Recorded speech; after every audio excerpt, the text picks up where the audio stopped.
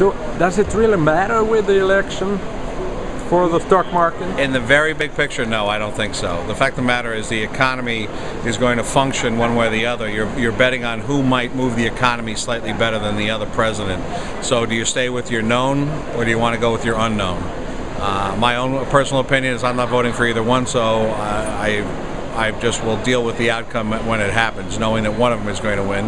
My own position right now, if I had to pick or handicap the race, it would be President Obama, the way I see it, what I've seen out in the marketplace, if you will.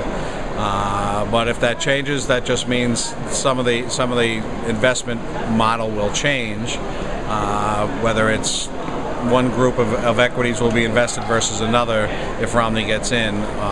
And a little further down the road, it may also change the safe haven of government securities, U.S. government securities as a safe haven if he does in fact not rename Ben Bernanke. But we now know Ben Bernanke's not going to stay anyway, so you can throw that out. If that's your concern, you should be trading with that idea already in mind.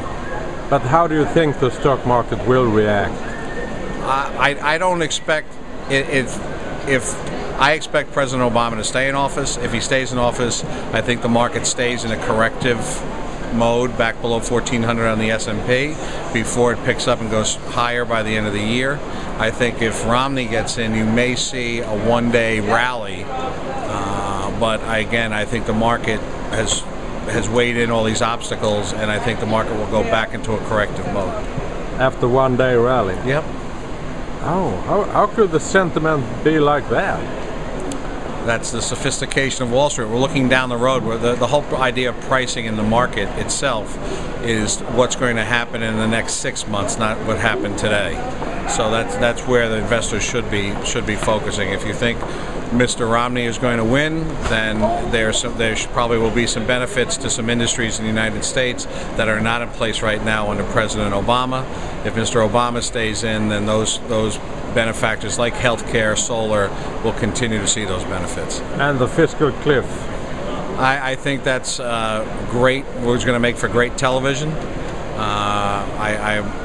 I'm embarrassed by it as an American citizen that the clowns we have elected to office see it fit for an opportunity to be in front of a microphone and tell us what they're not going to do. The fact of the matter is that the Republican Party was taken over by extremists, and that's what the Tea Party is, whether you like it or not. The Americans don't like to look at themselves that way, but if they choose to look from the outside in, they'll see that this party has held hostage the greatest nation on the face of the earth because they have their own view on how to run a government, as ill-conceived as their knowledge might be. But that hasn't stopped them from being elected and bringing us to this cliff.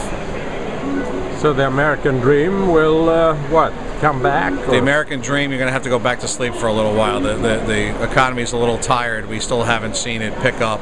The growth we're seeing is not sufficient enough to bring us out of the depths of recession that we reached. So we're kind of just skipping along the bottom, if you will. But yes, the American dream will come back. But the knee-jerk reaction to the unfortunate political situation that developed allowed extremists to get in, and so it'll take a time for the extremists to be pushed back out and come to more of a moderate and understanding of the responsibility of running the nation.